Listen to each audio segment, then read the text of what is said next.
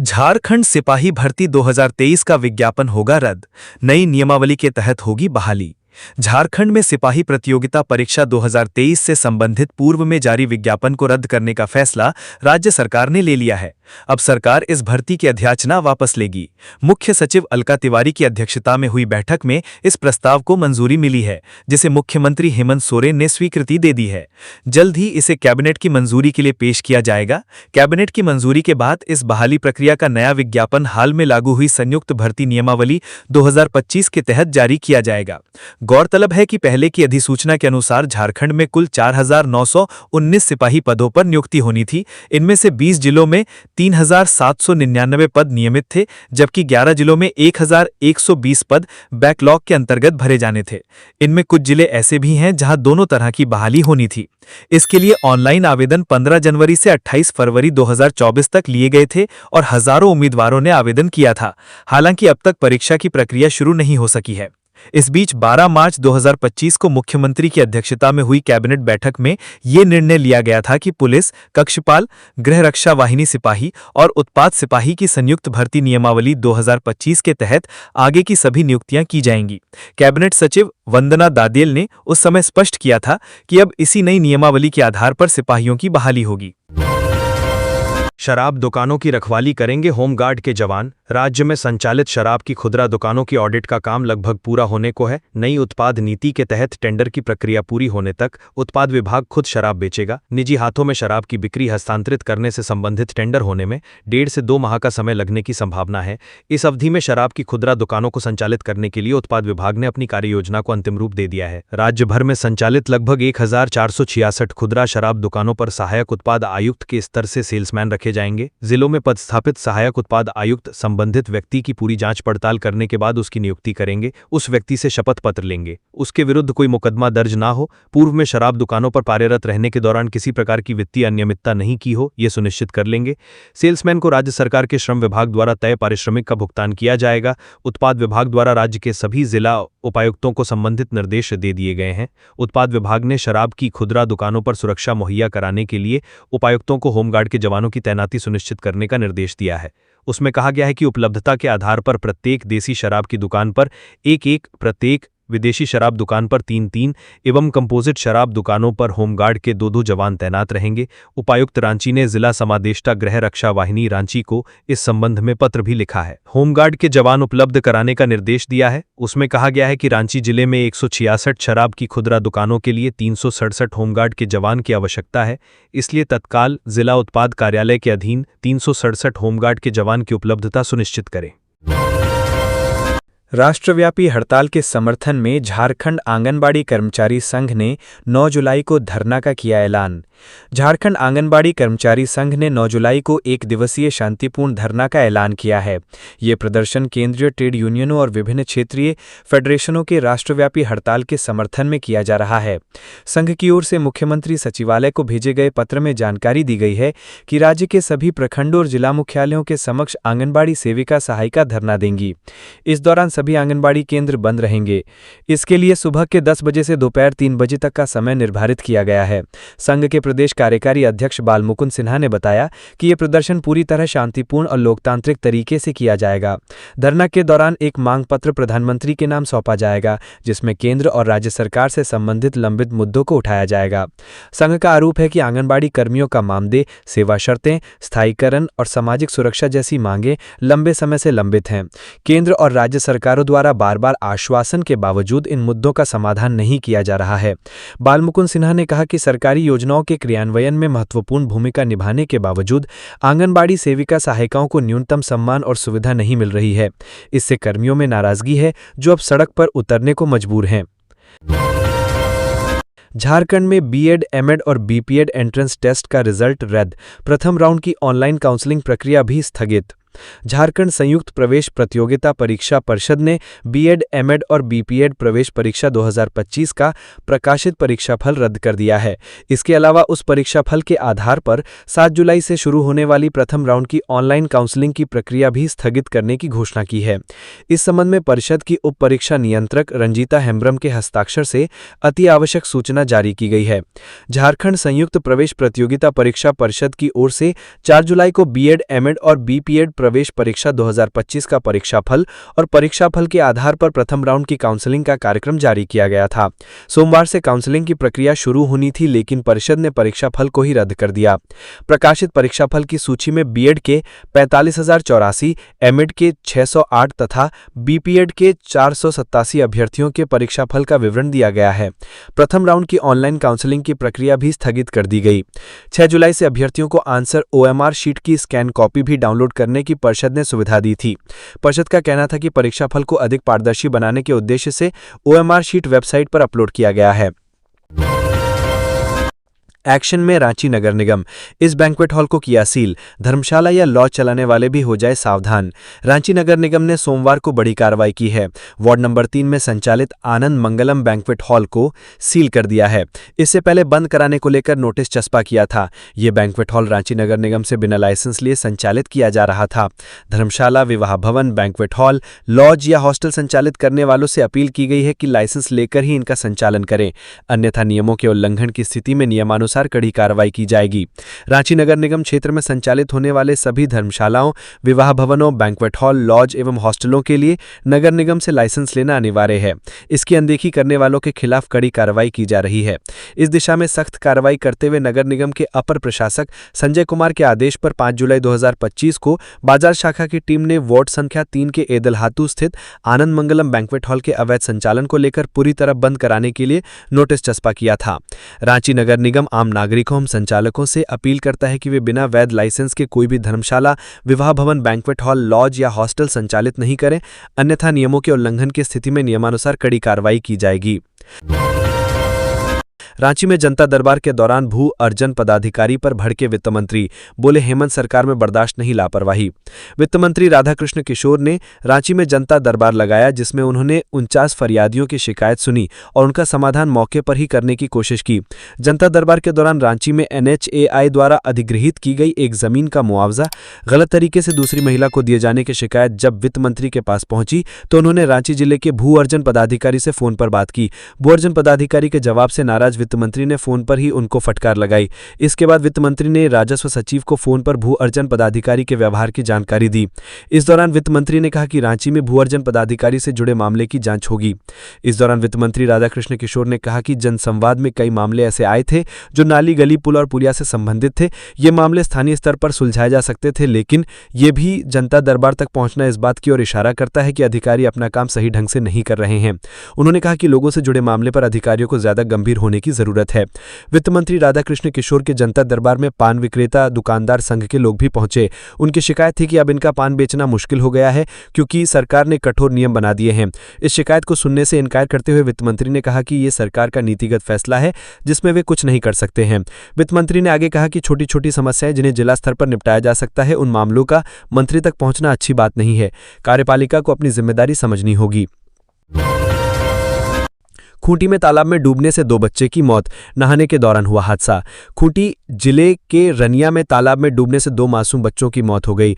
दोनों बच्चे बगिया गांव स्थित तालाब में नहाने गए थे और उसी दौरान दोनों डूब गए। वे रनिया थाना क्षेत्र के बगिया गांव से सटे आरसी टोली के रहने वाले थे। दोनों की पहचान विल्फ्रेड मड़की और आशीष किरकट्टा के रूप में की गई।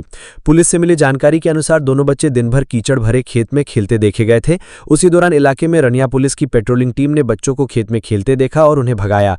बताया जा रहा है कि दोनों बच्चे फिर वापस लौटे और खेत से सटे तालाब में नहाने चले गए, जिसके बाद बच्चों के बारे में किसी को कोई जानकारी नहीं मिली। बगिया गांव के ग्रामीणों के अनुसार गांव में एक वृद्ध की मौत की खबर मिलते ही सभी ग्रामीण उसके घर गए। ग्रामीण और परिजन जब वापस लौटे तो बच्चों की खोजबीन शुरू की, लेकिन बच्चे नहीं मिले। सोमवार की सुबह ग्रामीणों ने तालाब में दोनों बच्चों के शव देखे। ग्रामीणों ने तत्काल इसकी सूचना रनिया पुलिस को दी। सूचना मिलते ही रनिया थाना प्रभारी विकास जायसवाल अपनी टीम के साथ मौके पर पहुंचे और जांच के बाद शवों को कब्जे में लेकर पोस्टमार्टम के लिए भेज दिया। थाना प्रभारी विकास जायसवाल ने बताया कि तालाब में डूबने से 2 बच्चों की मौत हो गई है। उन्होंने बताया कि रविवार की दोपहर ग्रामीणों और पुलिस ने इन बच्चों को खेलने से मना किया था। उन्होंने घटना पर दुख जताते हुए कहा कि इस घटना से रनिया के ग्रामीण काफी दुखी हैं। सिमडेगा के बाल संप्रेषण गृह से 6 बच्चे फरार, पुलिस विभाग में मचा हड़कंप। बाल संप्रेषण गृह से 6 बच्चे फरार हो गए हैं। ये सभी बच्चे अलग अलग कांडों में पकड़े गए थे। जानकारी के अनुसार ड्राम लगाकर बच्चे संप्रेषण गृह की बाउंड्री फांदकर फरार हो गए। इधर पुलिस की सूचना मिलने के बाद पुलिस बच्चों की तलाश में जुट गई है। हत्या सहित अन्य अलग अलग मामलों में पकड़े गए 6 बच्चे रविवार रात अंधेरे का फायदा उठाकर बाल संप्रेषण गृह की दीवार फांदकर फरार हो गए। जानकारी के अनुसार फरार बच्चों में लातेहार का 1, पश्चिम सिंहभूम के 2 और गुमरा के 3 बच्चे शामिल हैं। इनके फरार होने की सूचना मिलते ही डीएसपी हेडक्वार्टर और एसडीपीओ सिमडेगा मामले की जांच में जुट गए हैं। पुलिस फरार बच्चों को पकड़ने की कोशिश में जुट गई है। इधर बाल संप्रेषण गृह से बच्चों के फरार होने की सूचना के बाद पुलिस महकमे में हड़कंप मच गया है। विदित हो कि कुछ माह पूर्व भी बाल संप्रेषण गृह के एक बच्चे के साथ मारपीट की घटना हुई थी, जिसके पश्चात सदर अस्पताल में इलाज के दौरान बच्चे की मौत हो गई थी। इस मामले में परिजनों ने बच्चे के साथ मारपीट करने का आरोप लगाया था और अब एक साथ 6 बच्चों के भागने का मामला सामने आने के बाद बाल संप्रेषण गृह की सुरक्षा को लेकर गंभीर सवाल खड़े हो रहे हैं। इधर इस संबंध में सिमडेगा के एसपी मो अरसी ने कहा कि बाल संप्रेषण गृह से 6 बच्चे फरार हुए हैं। पुलिस बच्चों को ढूंढने की कोशिश में जुटी है। सहायक आचार्य नियुक्ति विवाद, पूर्व सीएम रघुवर दास ने राज्यपाल को लिखा पत्र, छात्रों को न्याय की मांग। झारखंड में सहायक आचार्य कक्षा 6 से 8 विज्ञान एवं सामाजिक विज्ञान की नियुक्ति प्रक्रिया को लेकर उठे विवाद में अब पूर्व मुख्यमंत्री रघुवर दास ने हस्तक्षेप किया है। उन्होंने इस संबंध में राज्यपाल संतोष गंगवार को पत्र लिखकर परीक्षा में कथित अनियमितताओं की जांच और छात्रों को न्याय दिलाने की मांग की है।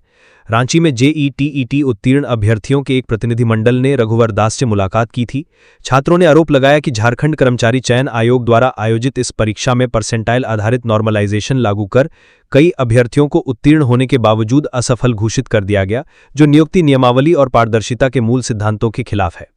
पूर्व मुख्यमंत्री को सौंपे गए ज्ञापन में छात्रों ने मांग की कि सभी रिक्त पदों को नियमों के अनुसार योग्य उम्मीदवारों से भरा जाए और नॉर्मलाइजेशन के विवादास्पद प्रयोग की समीक्षा हो। रघुवर दास ने छात्रों की शिकायत को गंभीर बताते हुए राज्यपाल से आग्रह किया है कि वे मामले में हस्तक्षेप कर निष्पक्ष कार्यवाही सुनिश्चित करें। दास ने कहा कि युवा पीढ़ी के भविष्य के साथ समझौता किसी भी सूरत में स्वीकार्य नहीं है और पारदर्शिता तथा न्याय सुनिश्चित करना सरकार और आयोग दोनों की प्राथमिक जिम्मेदारी है। रामगढ़ खदान हादसा, सीसीएल के 4 अधिकारियों के खिलाफ एफआईआर दर्ज, लापरवाही का लगा आरोप। झारखंड के रामगढ़ जिले में खदान ढहने की घटना को लेकर सेंट्रल कोल फील्ड्स लिमिटेड के 4 वरिष्ठ अधिकारियों के खिलाफ पुलिस ने लापरवाही का मामला दर्ज किया है। ये कार्रवाई रामगढ़ के कुजू इलाके में शनिवार तड़के एक बंद खदान के धंसने से हुई मौतों के सिलसिले में की गई है। रामगढ़ उपायुक्त फैज अहमद मुमताज ने बताया कि कुजू इलाके के महाप्रबंधक, परियोजना पदाधिकारी, कर्मा खदान के मृभक और सुरक्षा अधिकारी के खिलाफ प्राथमिकी दर्ज की गई है। ये कार्रवाई मांडू के क्षेत्राधिकारी विमल कुमार सिंह की ओर से दी गई लिखित शिकायत के आधार पर हुई है। बताया गया है कि महुआ टुंगरी क्षेत्र में अवैध ननन के दौरान एक बंद खदान का हिस्सा ढह गया था, जिसमें 4 लोगों की मौत हो गई और 4 अन्य लोग घायल हो गए थे। पुलिस ने कहा कि मामले की जांच के बाद आगे की कार्रवाई की जाएगी। सीसीएल की ओर से अब तक कोई आधिकारिक प्रतिक्रिया नहीं मिल सकी है। मुख्यमंत्री हेमंत सोरेन के रांची आने की संभावना बढ़ गई। मुख्यमंत्री हेमंत सोरेन के दिल्ली से रांची आने की संभावना बढ़ गई है। मुख्यमंत्री 8 जुलाई या फिर 9 जुलाई को दोपहर रांची आ सकते हैं।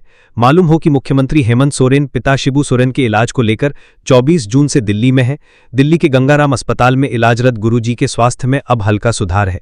इसके अलावा 10 जुलाई को रांची में होने वाली पूर्वी क्षेत्रीय परिषद की बैठक को लेकर मुख्यमंत्री के रांची आने की संभावना बढ़ी है। उल्लेखनीय है कि 10 जुलाई को होटल रेड बिलन में पूर्वी क्षेत्रीय परिषद की बैठक होने वाली है। झारखंड इस बैठक का होस्ट है। इस बैठक की अध्यक्षता केंद्रीय गृहमंत्री अमित शाह करेंगे। इस बैठक में पश्चिम बंगाल, ओडिशा और बिहार के मुख्यमंत्री को भी आमंत्रित किया गया है। हालांकि अब तक की सूचना के अनुसार बिहार से मुख्यमंत्री नीतीश कुमार की जगह उप मुख्यमंत्री सम्राट चौधरी के आने की संभावना है। आधिकारिक सूचना के अनुसार अमित शाह के रांची दौरे का अंतिम कार्यक्रम अभी तक केंद्रीय मंत्रालय द्वारा झारखंड सरकार को उपलब्ध नहीं कराया गया है, लेकिन उम्मीद है कि पिछली बार की तरह अमित शाह 9 जुलाई को ही रांची आ जाएंगे। उस दिन वह प्रदेश भाजपा के बड़े नेताओं से सरकार और संगठन के मुद्दे पर बातचीत करेंगे। पार्टी नेताओं से झारखंड के बारे में फीडबैक लेंगे। इधर पूर्वी क्षेत्रीय परिषद की बैठक को लेकर गृह विभाग अपनी तैयारी को अंतिम रूप देने में लगा है। रांची जिला प्रशासन भी अपनी तैयारी में जी जान से जुटा है। उल्लेखनीय है कि उत्पाद सचिव अमिताभ कौशल को पूरे कार्यक्रम का नोडल पदाधिकारी नियुक्त किया गया है। झारखंड शराब घोटाले मामले में कारोबारी विनय सिंह को मिली अग्रिम जमानत। झारखंड शराब घोटाले से जुड़े मामले में निलंबित आईएएस अधिकारी विनय चौबे के करीबी और रांची के प्रसिद्ध ऑटोमोबाइल कारोबारी विनय सिंह को एसीबी की विशेष अदालत से अग्रिम जमानत मिल गई है। गौरतलब है कि अदालत ने सुनवाई के दौरान दोनों पक्षों विनय सिंह और एसीबी की दलीलें सुनने के बाद फैसला सुरक्षित रखा था। विनय सिंह की ओर से हाईकोर्ट के अधिवक्ता नीलेश कुमार और अक्षय शर्मा ने बहस की थी। एसीबी ने शराब घोटाले में चल रही जांच के तहत विनय सिंह को नोटिस जारी कर पूछताछ के लिए तलब किया था, लेकिन वे जांच एजेंसी के समक्ष उपस्थित नहीं हुए। इसके बाद एसीबी ने उनके खिलाफ वारंट भी हासिल कर लिया था। बता दें कि इससे पहले केंद्रीय जांच एजेंसी ईडी ने भी छत्तीसगढ़ से जुड़े शराब घोटाले के मामले में पिछले साल विनय सिंह के ठिकानों पर छापेमारी की थी। झारखंड शराब घोटाले में अब तक एसीबी द्वारा निलंबित आईएएस अधिकारी विनय चौबे, उत्पाद विभाग के संयुक्त आयुक्त सिंह समेत कई अधिकारियों को गिरफ्तार कर जेल भेजा जा चुका है। 11,000 वोल्ट की लाइन की मरम्मत करते समय लाइनमैन की मौत, परिजनों ने विभाग पर लगाया लापरवाही का आरोप। रांची के ओरमांझी प्रखंड के आनंदी गांव निवासी उमेश महतो की आज सोमवार 7 जुलाई को ड्यूटी के दौरान दर्दनाक मौत हो गई। उमेश महतो बिजली विभाग में लाइनमैन के पद पर कार्यरत थे। वे 11,000 वोल्ट के तार को पोल पर चढ़कर ठीक कर रहे थे, तभी विभाग की एक लापरवाही के कारण हादसा हो गया और मौके पर ही उनकी जान चली गई। इस घटना को लेकर परिजनों ने विभाग पर लापरवाही का आरोप लगाया है। परिजनों में गहरी नाराजगी है और वे दोषियों पर कार्रवाई की मांग कर रहे हैं। पेसा कानून लागू नहीं होने से आदिवासी समाज आक्रोशित, 11 जुलाई को गुमला से रांची तक पदयात्रा। झारखंड में पेसा कानून लागू करने की मांग काफी लंबे समय से की जा रही है। बावजूद इसके अब तक ये कानून राज्य में लागू नहीं हो पाया है। पेसा कानून की अनदेखी को लेकर आदिवासी समाज में गहरा आक्रोश है। इसी आक्रोश के तहत 11 जुलाई को गुमला के बाबा कार्तिक उरांव के समाधि स्थल से पदयात्रा निकाली जाएगी। ये पदयात्रा निशा भगत के नेतृत्व में निकाली जाएगी। पदयात्रा को लेकर आयोजित प्रेस वार्ता में मौली पढ़ा देवराम भगत, केंद्रीय सरना समिति झारखंड के अध्यक्ष फूलचंद तिर्की, उपाध्यक्ष प्रमोद एक्का, मौली पढ़ा के महेंद्र उरांव, केंद्रीय सरना समिति की प्रवक्ता एंजल लकड़ा, सामाजिक कार्यकर्ता देवेंद्र भगत और गुमला पढ़ा समिति के विनोद मिंज सहित कई आदिवासी सामाजिक संगठनों और लोगों ने भाग लिया। सभी ने पदयात्रा को समर्थन देते हुए मीडिया के सामने अपनी बात रखी। ये पदयात्रा राज्यपाल भवन तक जाएगी, जहां राज्यपाल को ज्ञापन सौंपा जाएगा। कोडरमा डिपो लाइन एक्सप्रेस 11 से 30 जुलाई तक लोगों के स्वास्थ्य की जांच। लाइफलाइन एक्सप्रेस देश की पहली और एकमात्र hospital train lifeline express Koderma पहुंची है। 11 जुलाई से यह हॉस्पिटल ट्रेन के जरिए लोगों को स्वास्थ्य सुविधाएं मिलनी शुरू होंगी। लाइफलाइन एक्सप्रेस ट्रेन को कोडरमा जंक्शन के आउटर एरिया में खड़ा किया गया है। इसके अलावा ट्रेन से समुद्री डॉकू स्ट्रीट सीएच स्कूल परिसर में बनाया जाएगा। 8 बोगी वाले इस ट्रेन में ऑपरेशन थिएटर के अलावा अलग अलग विभाग की जांच और केयर यूनिट भी हैं। भारत सरकार के स्वास्थ्य और रेल मंत्रालय के संयुक्त प्रयास से इम्पैक्ट इंडिया फाउंडेशन द्वारा स्थानीय लोगों को मुफ्त एवं बेहतर स्वास्थ्य सुविधा प्रदान करने की जिम्मेदारी दी गई है। ये ट्रेन कोडरमा जंक्शन की आउटर में 11 से 30 जुलाई तक रुकेगी। कोडरमा के स्वास्थ्य विभाग को भी लाइफलाइन एक्सप्रेस ट्रेन के ग्राहकों को सहयोग करने की जिम्मेदारी दी गई है। लाइफलाइन एक्सप्रेस ट्रेन के कोडरमा पहुंच के बाद प्लाजा रिया सिंह की फैजाबाद में विभाग के आला अधिकारी और स्वास्थ्य विभाग की टीम ने स्थल का निरीक्षण किया। लाइफलाइन एक्सप्रेस से सैट सीएट स्कूल में बने एमपी मैथ को लाने और ले जाने के लिए बस्ती स्ट्रीट का भी निर्माण किया जा रहा है, जिससे मरीजों को ट्रेन से निकलने में आसानी हो सकती है। डीसी रिया सिंह ने कोडरमा के लोगों से इस हॉस्पिटल ट्रेन के माध्यम से मिलने वाली मुफ्त स्वास्थ्य सुविधा का लाभ लेने की अपील की है। डॉक्टर ने कहा कि इस हॉस्पिटल में आंख, कान, दांत और ऑर्थोपेडिक ट्रेन में कई तरह की सर्जरी शामिल है। उन्होंने कहा कि ये व्यवस्था 11 से 30 जुलाई तक अलग अलग तरह की जांच अलग अलग दिन में होगी। ट्रस्ट ने सभी लोगों से अपील की है कि जिस दिन जांच करवानी होगी वह केंद्र पर विशेष रूप से की जाएगी। 3 वर्षों से फरार दाहू यादव ने मांगी अग्रिम जमानत। अवैध खनन केस में ढोंग रही है ईडी। साहिबगंज में अवैध खनन से जुड़ी मनी लॉन्ड्रिंग मामले में फरार चल रहे आरोपी दाहू यादव ने रांची स्थित पीएमएलए की विशेष अदालत में अग्रिम जमानत की अर्जी दाखिल की है। वो बीते 3 वर्षों से अधिक समय से फरार है। ईडी ने हाल ही में दाहू यादव समेत 6 अन्य आरोपियों के खिलाफ पूरक आरोप पत्र दाखिल किया है। ये आरोप पत्र रांची की विशेष अदालत में दायर किया गया है। हालांकि कोर्ट ने अभी तक इस पर संज्ञान नहीं लिया है। बता दें कि दाहू यादव आखिरी बार 18 जुलाई 2022 को ईडी कार्यालय रांची में पूछताछ के लिए पेश हुआ था। इसके बाद से उसका कोई पता नहीं चला है। एजेंसियां तब से उसकी तलाश कर रही हैं। अगस्त 2023 में सुप्रीम कोर्ट ने उसे सरेंडर करने का आदेश दिया था, लेकिन वो अदालत में पेश नहीं हुआ था। इसके बाद ईडी, सीबीआई और पुलिस ने उसे वांटेड घोषित कर दिया। हजारीबाग में मुहर्रम जुलूस के दौरान आग का तांडव, 15 लोग झुलसे। हजारीबाग जिले के मुफस्सिल थाना क्षेत्र अंतर्गत तुराव पौता गांव में मुहर्रम के जुलूस के दौरान एक दर्दनाक हादसा हो गया। परंपरागत अखाड़ा प्रदर्शन के दौरान आग ने विकराल रूप ले लिया, जिससे करीब 15 लोग झुलस गए, जिनमें महिलाएं और बच्चे ज्यादा संख्या में शामिल हैं। प्रत्यक्षदर्शियों के अनुसार जुलूस में आग का करतब दिखाया जा रहा था। इस दौरान जैसे ही आग में डीजल डाला गया, आग अचानक भड़क गई और स्थिति बेकाबू हो गई। देखते ही देखते वहां अफरा तफरी मच गई। स्थानीय लोगों ने तत्काल घायलों को शेख भिखारी मेडिकल कॉलेज अस्पताल हजारीबाग पहुंचाया। गंभीर रूप से झुलसे कुछ लोगों को रांची रिम्स रेफर किया गया है।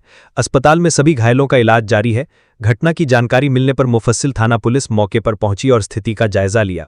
इसके बाद प्रशासनिक अधिकारी भी अस्पताल पहुंचे और घटना से जुड़ी विस्तृत जानकारी ली। गौरतलब है कि जिला प्रशासन की ओर से पहले ही आग से संबंधित करतब पर रोक लगाने का आदेश जारी किया गया था। बावजूद इसके अखाड़ा समिति द्वारा आग के साथ प्रदर्शन किया गया। इस लापरवाही को लेकर जांच शुरू कर दी गई है। प्रशासन ने अस्पताल प्रबंधन से घायलों के समुचित इलाज की व्यवस्था सुनिश्चित करने को कहा है। इधर घटना की सूचना मिलते ही हजारीबाग के विधायक प्रदीप प्रसाद के प्रतिनिधि साहिल कुमार अस्पताल पहुंचे और पीड़ित परिवारों से मुलाकात की। उन्होंने बताया कि घायलों की हालत गंभीर है और इलाज जारी है। अस्पताल का दृश्य बेहद कष्टदायक और पीड़ादायक है। उन्होंने प्रशासन से पीड़ितों को हर संभव मदद देने की अपील की। राष्ट्रीय महिला आयोग की सदस्य ममता कुमारी ने कहा, झारखंड में महिलाओं की स्थिति। राष्ट्रीय महिला आयोग की सदस्य ममता कुमारी ने झारखंड में महिलाओं की स्थिति के दर्शन के लिए आपके 3 दिव्य पर्यटन केंद्र शामिल किए। ममता कुमारी ने राज्य में महिलाओं की सुरक्षा, अधिकार और स्वास्थ्य से जुड़ी स्मारकों की सुरक्षा, अधिकार और स्वास्थ्य से जुड़ी स्मृतियों को समझते हुए कई अहम स्थानों का निरीक्षण किया और राज्य सरकार की ओर से राज्य सरकार की सराहना की। राष्ट्रीय महिला आयोग की सदस्य ने झारखंड में महिलाओं की स्थिति को बेहद घटिया बताते हुए राज्य सरकार से कहा कि महिलाओं के मामले में कोई गंभीर बात नहीं है। दौरे की शुरुआत में ममता कुमारी ने वनवासी सेवा केंद्र, ग्रामीण और आदिवासी महिलाओं से बातचीत की। इस दौरान उन्होंने महिलाओं को उनके कानूनी अधिकार, घरेलू हिंसा से मुक्ति और सरकारी सहायता के बारे में सलाह दी। उन्होंने कहा कि महिलाओं को आत्मनिर्भर बनाने के लिए जागरूकता जरूरी है और आयोग इस दिशा में लगातार काम कर रहा है। इसके बाद उन्होंने बुरसा मुंडा होटवार केंद्र कारा का निरीक्षण किया। महिला वहां की मूर्तियों की स्थिति देखे में गहरी चिंता की मूर्ति है। ममता कुमारी ने बताया कि महिलाओं के रहने, खानपान और साफ सफाई की व्यवस्था बेहद खराब है। कैद ने अपनी कई प्रमुख साझा किए, जिसमें चिकित्सा सुविधा और मानसिक परामर्श जैसी सेवाएं मुख्य रूप से शामिल की गई थीं। आईपीएस संजय लाटकर केंद्रीय प्रतिनियुक्ति के लिए विरमित। झारखंड सरकार ने वरिष्ठ आईपीएस अधिकारी संजय ए लाटकर को केंद्रीय प्रतिनियुक्ति के लिए आज विरमित कर दिया। गृह एवं कारा विभाग ने इस संबंध में अधिसूचना जारी कर दी है। अधिसूचना के मुताबिक अपर पुलिस महानिदेशक रेल के पद पर पदस्थापित संजय ए लाटकर को केंद्र सरकार ने परमाणु ऊर्जा विभाग में आईजी सिक्योरिटी के पद पर पदस्थापित किया है। झारखंड सरकार के विरमित होने के बाद लाटकर परमाणु ऊर्जा विभाग में योगदान देंगे। डिग्री कॉलेज में इंटरमीडिएट की पढ़ाई समाप्त होते ही स्कूल भेजे जा रहे हैं विद्यार्थी। भविष्य को लेकर चिंतित हैं बच्चे। राष्ट्रीय शिक्षा नीति 2020 लागू हो चुकी है। ऐसे में राज्य के अंगीभूत कॉलेज में इंटरमीडिएट पढ़ाई की व्यवस्था समाप्त कर दी गई है। गिरिडीह जिले के 2 अंगीभूत कॉलेज आरके महिला कॉलेज और गिरिडीह कॉलेज में 12वीं की पढ़ाई हो रही थी। यहां अभी 1500 से अधिक, गिरिडीह कॉलेज में 849 तो आरके महिला कॉलेज में 715 विद्यार्थी पंजीकृत हैं। सरकारी आदेश के अनुसार ऐसे अंगीभूत कॉलेज में 10+2 की कक्षा में अध्ययनरत बच्चों को 5 किलोमीटर की परिधि में अवस्थित 10+2 स्कूल में शिफ्ट करना है। आरके महिला कॉलेज की परिधि में एकमात्र 10+2 हाई स्कूल है जहां लड़कियों को शिफ्ट किया जा सकता है, लेकिन इस विद्यालय में पहले से ही क्षमता से अधिक बच्चे पढ़ रहे हैं। ऐसे में बच्चों के साथ साथ अभिभावकों की चिंता बढ़ गई है। इस वर्ष 12वीं में नामांकन के लिए 1000 से अधिक लड़कियां भी परेशान हैं। एक आंकड़े के अनुसार दोनों महाविद्यालय में नामांकन के लिए 1000 से अधिक लड़कियां प्रयासरत थीं। इस बीच दोनों कॉलेज में पढ़ाई ही बंद हो गई है, जिससे 12वीं में नामांकन करने वाली बच्चियों की भी टेंशन बढ़ गई है। छात्राओं ने उपायुक्त के समक्ष अपनी आर्थिक स्थिति भी रखी और बताया कि अब स्कूल में नामांकन लेने से ड्रेस समेत कई अन्य व्यवस्थाएं बदल जाएंगी, जिससे उन्हें अतिरिक्त आर्थिक बोझ का सामना करना पड़ेगा। छात्राओं ने डिग्री कॉलेज में 12वीं में नामांकन बहाल करने, नई शिक्षा नीति की पूरी जानकारी छात्र छात्राओं को देने और वैकल्पिक व्यवस्था करने समेत अन्य मांगे रखी हैं। चाईबासा में नक्सलियों के खिलाफ सुरक्षा बलों को सर्च अभियान, 16 आईईडी बरामद। पश्चिमी सिंहभूम जिले में नक्सलियों के खिलाफ सुरक्षा बल लगातार सर्च ऑपरेशन चला रही है। इस दौरान टोकलो थाना क्षेत्र के कोटसोना और लांजी के जंगली पहाड़ी क्षेत्र में नक्सलियों द्वारा पूर्व में लगाए गए 16 आईईडी बरामद किया गया। बरामद प्रत्येक आईईडी का वजन लगभग 2 किलोग्राम बताया गया है। बरामद सभी आईईडी को सुरक्षा के दृष्टिकोण से उसी स्थान पर बम निरोधक दस्ता की सहायता से नष्ट किया गया है। आईईडी बरामदगी को लेकर पश्चिमी सिंहभूम जिला के पुलिस अधीक्षक कार्यालय से जानकारी दी गई है। कार्यालय से बताया गया कि एसपी राकेश रंजन को 6 जुलाई 2025 को गुप्त सूचना प्राप्त हुई थी, जिसमें कहा गया था कि प्रतिबंधित भाकपा माओवादी नक्सली संगठन के उग्रवादियों के द्वारा कुछ योजना बनाई जा रही है, जिसमें पश्चिमी सिंहभूम जिला के टोकलो थाना और सरायकेला जिला के दलभंगा ओपी के सीमावर्ती जंगली पहाड़ी क्षेत्र में सुरक्षा बलों के अभियान को रोकने का प्लान तैयार किया जा रहा है। इसके लिए उग्रवादियों के द्वारा सुरक्षा बलों को नुकसान पहुंचाने के लिए गोला बारूद छुपा कर रखा गया है, जिसके आलोक में झारखंड पुलिस के चाईबासा एवं सरायकेला जवान झारखंड जगुआर और सीआरपीएफ 60 बीएन के साथ एक संयुक्त अभियान दल का गठन किया गया था। अभियान दल द्वारा सोमवार को टोकलो थाना अंतर्गत जंगली पहाड़ी क्षेत्र में सर्च अभियान प्रारंभ किया गया था। संयुक्त अभियान दल के द्वारा अग्रतर सर्च अभियान के दौरान सोमवार को टोकलो थाना अंतर्गत कोटसोना और लांजी के जंगली पहाड़ी क्षेत्र से 16 आईईडी बरामद किया गया। सभी आईईडी को नष्ट कर सुरक्षा बलों के द्वारा आगे की कार्रवाई की जा रही है। मुहर्रम के दौरान हुई हिंसक झड़प के मामले में 3 अलग-अलग एफआईआर, पूरा इलाका पुलिस छावनी में तब्दील। पलामू जिले के पाटन थाना क्षेत्र के पाल्हे कला में मुहर्रम जुलूस के दौरान हुई हिंसक झड़प मामले में 3 अलग-अलग प्राथमिकी दर्ज की गई है। तीनों प्राथमिकी में 70 लोगों को नामजद और 250 अज्ञात लोगों को आरोपी बनाया गया है। दरअसल रविवार को मुहर्रम जुलूस के दौरान पाल्हे कला में 2 पक्षों के बीच विवाद हो गया था। इस विवाद में मारपीट की घटना हुई थी, जिसमें 3 लोग घायल हो गए थे। गंभीर रूप से घायल 2 लोगों को इलाज के लिए रिम्स रेफर किया गया है। इधर झड़प के बाद पलामू के अनुमंडल पदाधिकारी सुधार ने पूरे इलाके में 2 दिनों के लिए निषेधाज्ञा लागू कर दी है। पूरे इलाके को छावनी में तब्दील कर दिया गया है और इलाके पर नजर रखी जा रही है। पलामू एसपी रिश्मा रमेशन और सदर अनुमंडल पदाधिकारी सुलोचना मीणा रविवार की देर रात तक वहां कैंप किए रहीं। डीआईजी नौशाद आलम और डीसी समीरा एस पाटन थाने से हालात का जायजा ले रहे थे। घटना के बाद पूरे इलाके को छावनी में तब्दील कर दिया गया है और 200 से अधिक जवानों को तैनात किया गया है। पुलिस ने संदिग्ध मानते हुए मौके से कुछ लोगों को हिरासत में भी लिया था। पलामू एसपी रिश्मा रमेशन ने बताया कि मामले में 3 अलग-अलग प्राथमिकी दर्ज की गई है और पूरे मामले की जांच की जा रही है। पुलिस पूरी स्थिति पर नजर बनाए हुए है और इलाके में शांति कायम है। सदर एसडीपीओ मणिभूषण प्रसाद के नेतृत्व में पुलिस बल मौके पर कैंप कर रही है। पूरे मामले में पलामू पुलिस की ओर से प्रेस रिलीज भी जारी की गई है, जिसमें बताया गया कि घटना को लेकर कई तरह की अफवाह फैलाई गई है। केंद्रीय रक्षा राज्य मंत्री संजय सेठ का दावा, रांची में 3 वर्षों में रेलवे के क्षेत्र में 4224 करोड़ के कार्य हुए हैं।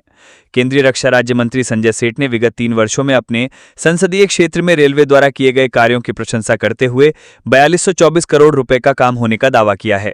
उन्होंने पीएम मोदी और रेल मंत्री अश्विनी वैष्णव के प्रति आभार जताते हुए कहा कि 32 फ्लाईओवर और अंडरपास में से 16 पूर्ण हो चुके हैं और 16 में काम चल रहा है। इसी तरह से रांची लोकसभा क्षेत्र में ईचागढ़ से लेकर रांची हटिया तक निर्माण कार्य तेजी से चल रहा है। उन्होंने कहा कि रांची रेलवे स्टेशन 2026 तक वर्ल्ड क्लास बन जाएगा। इसके लिए 400 करोड़ रुपए से सौंदर्यकरण और निर्माण का काम चल रहा है। इसी तरह से हटिया स्टेशन को भी विकसित किया जा रहा है। उन्होंने कहा कि कोडरमा रांची रेलवे लाइन का 234 करोड़ से निर्माण का काम पूर्ण हो चुका है।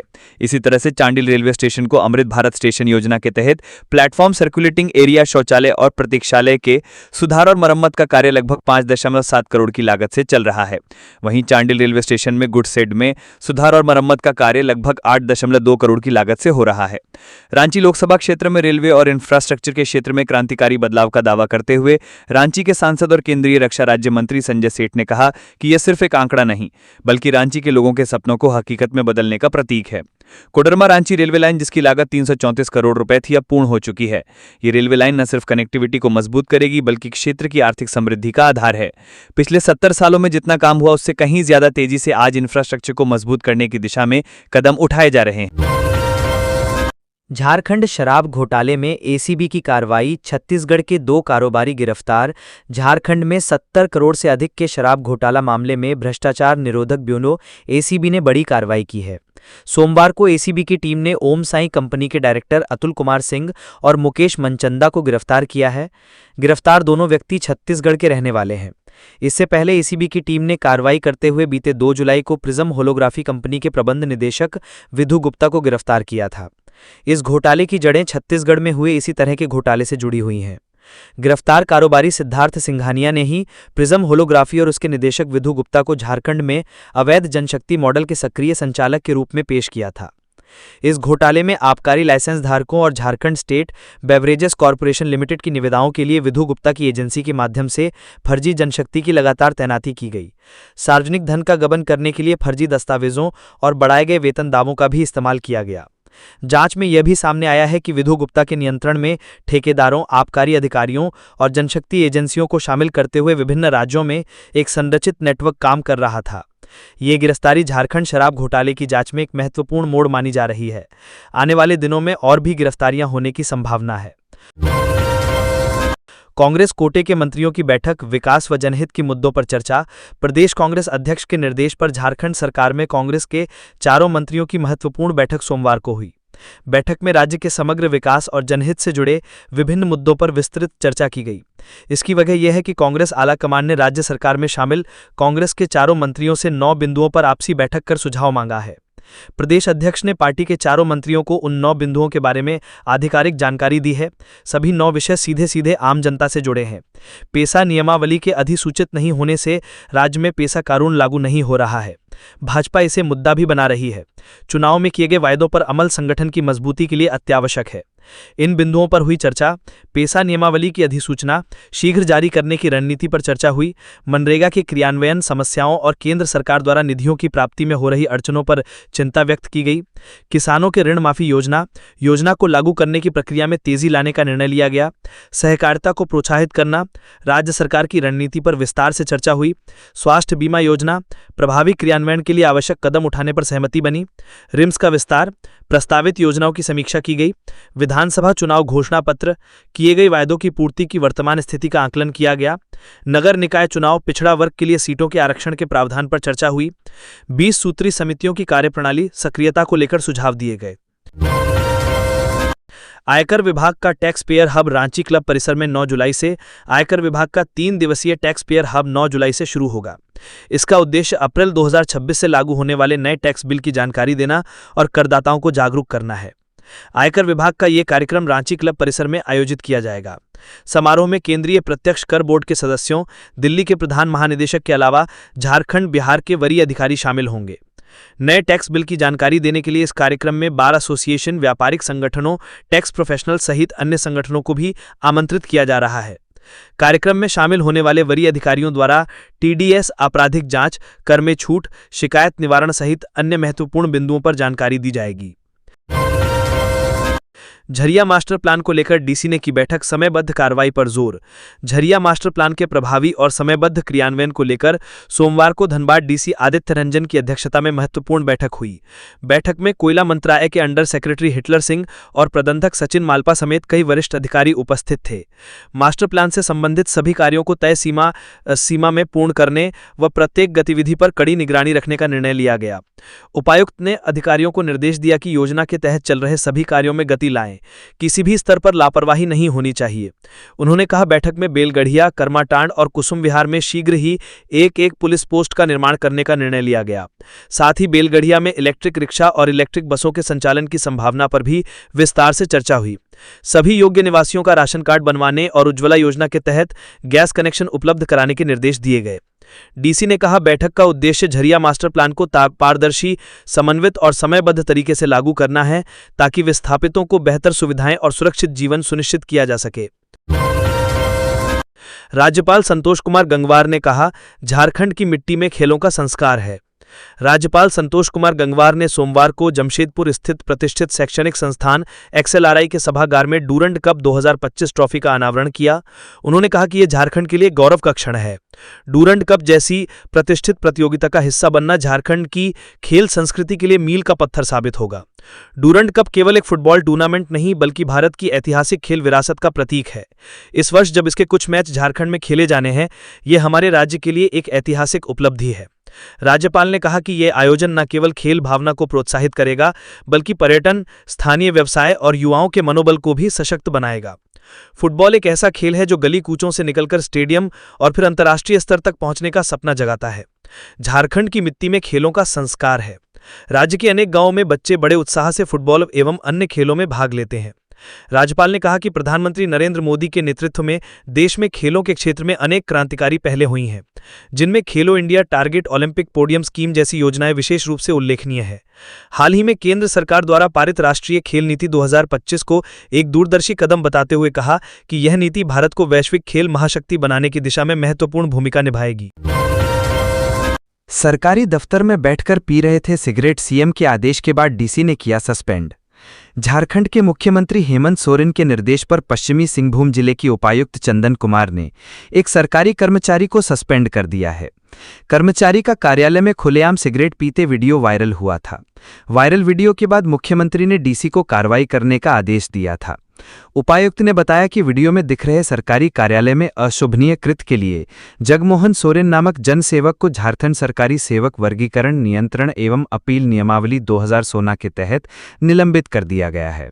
जनसेवक को निलंबित करने के साथ ही उपायुक्त ने उप विकास आयुक्त को विधिवत अनुशासनात्मक कार्रवाई प्रारंभ करने का निर्देश दिया गया है। यह कार्रवाई सरकारी कार्यालयों में अनुशासन और शालीनता बनाए रखने के लिए की गई है। बताया जा रहा है कि वीडियो को मानवाधिकार सहायता संघ के प्रदेश अध्यक्ष के देवराज हेस्सा ने एक्स हैंडल पर मुख्यमंत्री को टैग कर भेजा था।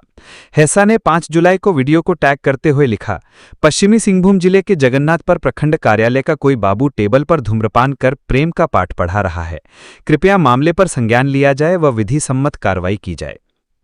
तो ये थी आज की झारखंड की टॉप बड़ी खबरें। इसी तरह झारखंड की हर छोटी सी बड़ी खबर देखने के लिए आप हमारे चैनल 24 झारखंड न्यूज को सब्सक्राइब करके बेल आइकन प्रेस कर ले, जिससे झारखंड की हर छोटी सी बड़ी खबर की अपडेट आप तक पहुंचता रहे। तो आज के लिए बस इतना ही। हमें दीजिए इजाज़त, फिर मिलते हैं नेक्स्ट न्यूज में।